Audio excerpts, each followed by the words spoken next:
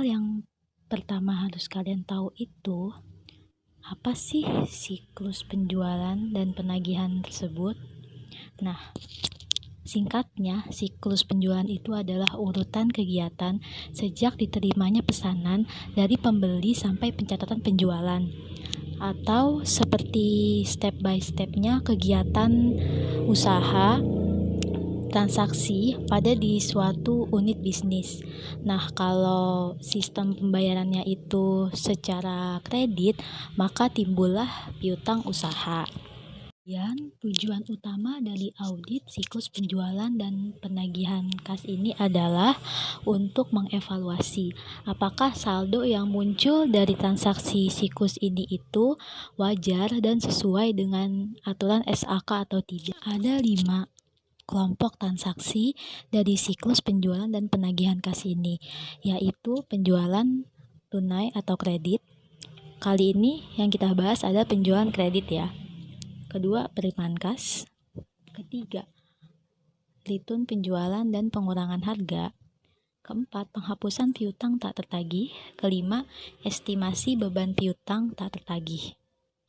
Dokumen dalam siklus penjualan dan penagihan kas ini diantaranya adalah bill of lading. Nah, bill of lading ini biasa disebut dengan seperti surat tanda pengiriman barang. Kemudian ada sales invoice. Nah, sales invoice itu berisi deskripsi barang yang dipesan oleh customer dari si penjual. Ada harga barangnya tercantum, kemudian ada biaya pengirimannya juga. Lalu selanjutnya adalah credit memo. Nah, dokumen yang menerangkan pengurangan jumlah piutang dagang karena adanya pengembalian atau allowance yang diberikan. Lalu remittance advice, dokumen yang dikirimkan bersamaan dengan sales invoice kepada pelanggan yang akan dikembalikan pada saat pembayaran pelanggan. Lalu customer statement, ini dokumen yang berisi tentang mutasi dan saldo rekening utang dagang yang dimiliki oleh seorang pelanggan.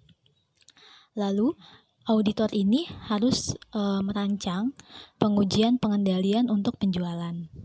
Nah, pengujian pengendalian ini biasa kita kenal dengan test of control. Diperlukan pengujian untuk menilai keefektifannya. Dan hampir sebagian besar pengauditan lebih mudah untuk menentukan sifat pengujian pengendalian internal dari sifat pengendaliannya. Sebagai contoh, pengendalian internal untuk memulai permintaan pelanggan setelah kreditnya disetujui. Lalu, aktivitas pengendalian yang membantu dalam mengidentifikasi pengendalian kunci untuk penjual. Nah, di dalam siklus penjualan ini harus ada pemisahan fungsi ya, seperti otorisasi transaksi penjualan, persetujuan kredit, pencatatan penjualan, dan penyimpanan barang. Kemudian ada pemisahan fungsi dalam siklus penjualan yang diantaranya fungsi otorisasi, fungsi pencatatan, fungsi pengelolaan fisik aset. Nah, fungsi otorisasi ini contohnya itu menerima order dari pelanggan, persetujuan kredit, dan penagihan utang. Fungsi pencatatan ini contohnya pencatatan penjualan dan proses billing, pencatatan fisik persediaan, pengelolaan general ledger atau accounting records, dan accounting receivable records. Kemudian fungsi pengelolaan fisik aset, contohnya persediaan barang atau inventory, dan pemrosesan cash receipts. Nah, selanjutnya setelah auditor merancang test of control, lalu kemudian pengujian substantif test atas transaksi penjualan. Ada 3 jenis kemungkinan salah saji. Contohnya penjualan dimasukkan ke dalam jurnal sementara pengiriman tidak pernah dilakukan. Nah, auditor dapat mengamati ayat jurnal penjualan pada salinan dokumen pengiriman terkait dan dokumen pendukung untuk keyakinan atas penjualan. Yaitu selanjutnya ada penjualan dicatat lebih dari 1 kali. Penduplikasian penjualan dapat ditemukan dengan mengkaji daftar yang diurutkan berdasarkan nomor pada transaksi penjualan yang telah dicatat untuk duplikat nomor. Yang ketiga, pengiriman dilakukan kepada pelanggan fiktif dan dicatat sebagai penjualan. Nah, jenis kecurangan ini biasanya hanya terjadi jika personel yang mencatat penjualan juga berada dalam posisi untuk mengesahkan pengiriman. Lalu, kemudian tujuan audit untuk transaksi penjualan. Nah, tujuan audit ini yang biasa kita kenal juga dengan asersi manajemen. Nah, ada apa saja tujuan audit untuk transaksi penjualan ini?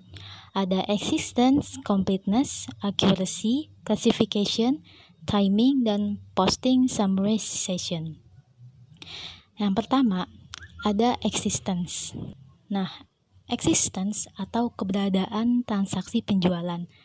Test of control-nya sebagai berikut. Contohnya ya, adalah sales invoice. Apakah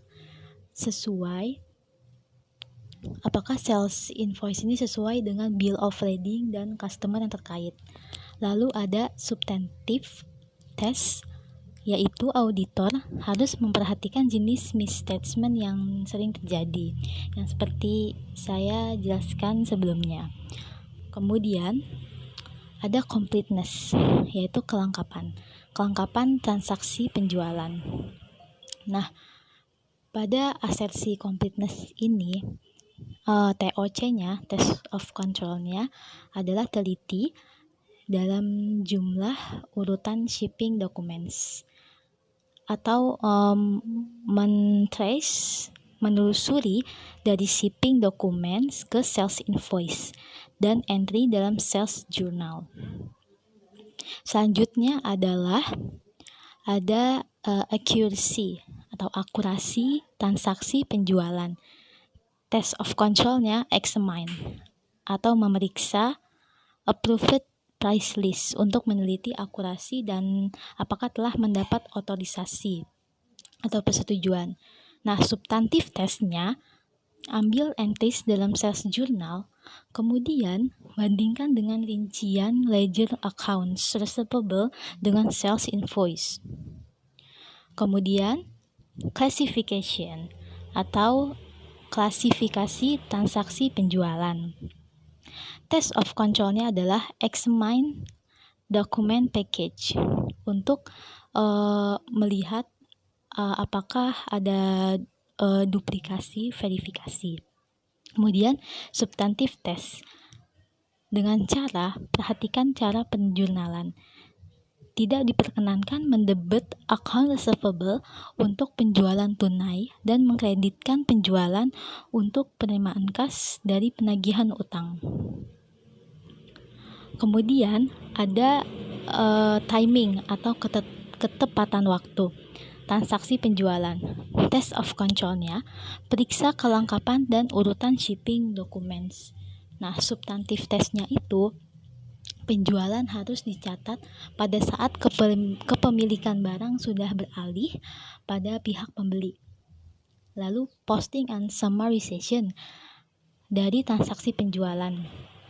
Posting ini pencatatan dan test of control-nya adalah examine atau memeriksa, menelaah bukti-bukti bahwa account receivable-nya atau master file-nya telah direkonsiliasi dengan general ledger-nya. Lalu substantive test.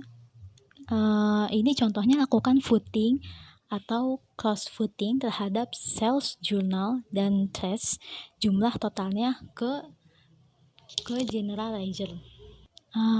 Oh iya, apakah kalian tahu footing dan cross footing itu seperti apa? Nah, voting dan cross voting itu adalah menguji kebenaran dengan menghitung penjumlahan secara vertikal atau horizontal pada worksheet pada saat auditing berlangsung. Nah, kemudian ada tujuan audit atau asersi untuk penagihan kas. Oh iya, kalian masih ingat atau tahu nggak asersi manajemen itu apa? Nah, asersi manajemen adalah representasi pernyataan yang tersirat atau diekspresikan oleh manajemen atas kelas transaksi dan akun serta pengungkapan yang terkait di dalam laporan keuangan. Jadi asersi ini adalah untuk tujuan audit kita yang di dalam transaksi penagihan kas ini. Jadi apakah tujuan audit ini bisa tercapai atau tidak? Nah, ada jenis-jenisnya dalam penagihan kas tersebut. Antara lain ada existence, completeness, accuracy, classification, timing, dan posting summarization. Kurang lebih sama seperti asersi atau tujuan dari siklus penjualan yang sebelumnya saya jelaskan. Lalu yang pertama ada existence atau keberadaan transaksi penagihan kas. Test of control-nya adalah auditor bisa melakukan observe atau mengamati apakah akuntan telah merekonsiliasi bank account. Kemudian substantive test, tracing penjualan dalam perjalanan penerimaan kas ke bank statement atau rekening koran. Kemudian completeness atau kelengkapan transaksi penerimaan kas. Test of control-nya adalah observasi atau mengamati pre-listing of cash receipts atau daftar dari kas yang diterima oleh perusahaan. Lalu ada substantive test atau bandingkan pre-listing dari cash receipts dengan duplikatnya, duplikat deposit slip. Lalu akurasi transaksi penerimaan kas. Test of control-nya observe, amati apakah akuntan telah melakukan rekonsiliasi account bank dengan ledger atau jurnal besar. Substantive test, bandingkan antara bukti penerimaan cash receipts dengan rincian bukti penerimaan dalam rekening koran tersebut. Lalu classification of transaction, klasifikasi dari transaksi penerimaan kas ini. Test of control-nya examine atau telaah bukti-bukti verifikasi internal. Nah, substantive test untuk classification dari transaksi penerimaan kas adalah examine atau telaah bukti transaksi untuk menguji kebenaran klasifikasi account. Selanjutnya, pengujian pengendalian penerimaan kas dan prosedur audit pengujian substantif transaksi dikembangkan dengan kerangka kerja yang sama. Seperti tadi yang tujuan atau asersi manajemennya yang sama. Nah, tetapi tentu saja dengan tujuan spesifik ditetapkan untuk penerimaan kas. Bagian penting dari tanggung jawab auditor dalam mengaudit penerimaan kas adalah untuk menentukan kelemahan pengendalian internal yang meningkatkan potensi fraud. Nah, kalian tahu nggak apa itu fraud? Fraud itu adalah tindakan kecurangan yang dilakukan sedemikian rupa sehingga menguntungkan diri sendiri kelompok atau pihak lain, perorangan, perusahaan, atau institusi. Kurang lebih seperti korupsi atau penggelapan uang. Potensi fraud atau kecurangan yang terjadi dalam penerimaan kas itu biasanya adalah lapping. Ada yang tahu nggak lapping itu apa?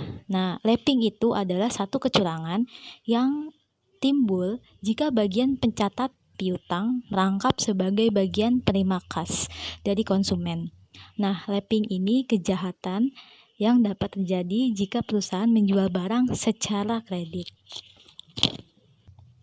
Nah, contoh kasus lapping ini adalah si pegawainya itu menunda pencatatan penerimaan kas dari satu customer dengan menutupi kekurangan penerimaan dari customer lain. Jadi seperti gali lubang tutup lubang. Ini mungkin dilakukan karena si pegawainya di samping dari dia merangkap satu jabatan, mungkin dia juga terjerat utang-utang yang memaksa untuk dia melakukan lapping dari account receivable ini.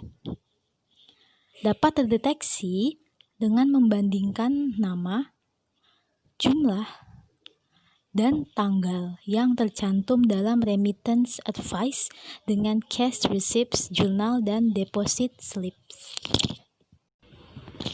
Remittance advice itu semacam kwitansi atau bukti penerimaan kas. Dokumen yang ini menunjukkan jumlah kas yang diterima dari konsumen. Ada juga nih pengujian audit untuk uncollectible accounts, itu piutang tak tertagih. Biasanya piutang tak tertagih ini terjadi pada perusahaan yang sedang bangkrut atau kolaps, maka perusahaan tersebut tidak bisa membayar utang-utangnya. Perhatian utama pada piutang tak tertagih ini dengan menghapus atau write off piutang yang sebenarnya sudah dapat ditagih. Pengujian auditnya harus dilakukan untuk menilai keabsahan otorisasi penghapusan piutang. Nah, biasanya dilakukan dengan menelaah aging of schedule dan dokumentasi terkait korespondensi dengan customer yang piutangnya dihapuskan tersebut. Setelah auditor menilai bahwa penghapusan piutang telah mendapat otorisasi semestinya, jadi otorisasi semestinya itu seperti penghapusan piutang tak tertagih ini kan merupakan sesuatu yang jumlahnya mungkin sangat signifikan bagi perusahaan, maka otorisasinya mungkin bukan cuma satu, melainkan 2 atau 3 otorisasi, seperti terhadap manajemen yang berwenang, seperti direktur atau manajemen keuangan. Bisa juga atau dengan CEO, mungkin jika perusahaan startup. Lalu setelah auditor menilai bahwa penghapusan piutang telah mendapat otorisasi yang semestinya, nah auditor juga harus memverifikasi jurnal, entries, dan posting dalam general dan subsidiary ledgers. Nah, sekian dari pemaparan saya. Kurang lebihnya mohon maaf karena ini video pertama saya. Nah, semoga video ini bermanfaat. Jika teman-teman ingin mendownload PPT-nya, saya sediakan di kolom deskripsi di bawah ya. Semoga bermanfaat. Sampai jumpa.